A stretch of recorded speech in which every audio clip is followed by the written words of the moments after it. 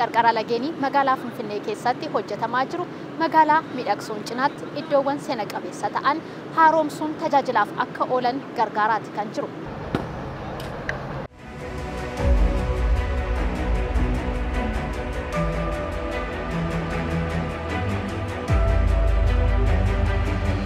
Dambate ageeru maciishamee hojii seena qabeessa kanarratti hirmaachuu keenyatti baay'ee gammanneerra. Akkuma argitu bakka kana bareechuuf hundi keenya kaka'umsaan hojjechaa jirra. Dura akkasin turre jechuudha qoshashaa baay'inaan asitti xuraawaa balfa garagaraatu asitti keessatti gatama. Ammoo haala adda ta'een kan inni bareedaati jiru. Miilleeyyii piroojeektii bakka irreechaa kanatti wantoota barbaachisoo ta'an hojjechaa jirra jechuudha. Lammiin koo duruu gadaan bula marsaa isa Horri Finfinnee miidhagaa jira.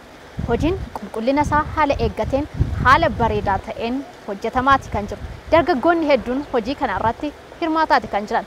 Miira gaariis qabu. Sochii misoomaatiif laannee bakka guddaa isaan nuuf dhufa jijjiiramni hunda misooma walootiif laannee bakka guddaa isaan nuuf dhufa. Baay'ee namatti tola. Nutis immoo miira guutuudhaan nutti tolee dasnu jedhee hojjechaa jirra. Akkanatti haala kanaan miidhagsaa jirra. Lagarras bootaa irreechitti irreeffatamus muluusaa seeraan hojjechaa jirra. Kana arguu keenyaaf jechuudha mootummaa kana kan nu agarsiise isas galateeffachuun barbaada. Kana arguu keenyatti baay'ee tokko gammannee jechuudha. Hawaasni daamu hawaasi giddoon naannoo hawaasaa irraa dhufnee hojii kana keessatti hirmaataa jirra. Nutis biyya keenyatti akkuma irreecha fiichee cambalaalaa kabajna. Yeroon hojii hojjedhu aadaa koo yaadaan hojjedha.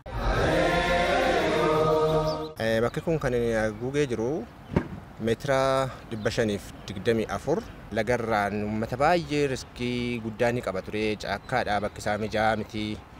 Hamma garuu kan namni kallattiidhaan bakka irreechaa ta'uu isaarraan kan ka'e akkaataa uummati bal'aan yeroo dhufu kallattiidhaan lagarra dhaqee irreecha gaggeessuu akka danda'utti darajaa sadarkaadhaan kan jiru ni qaba.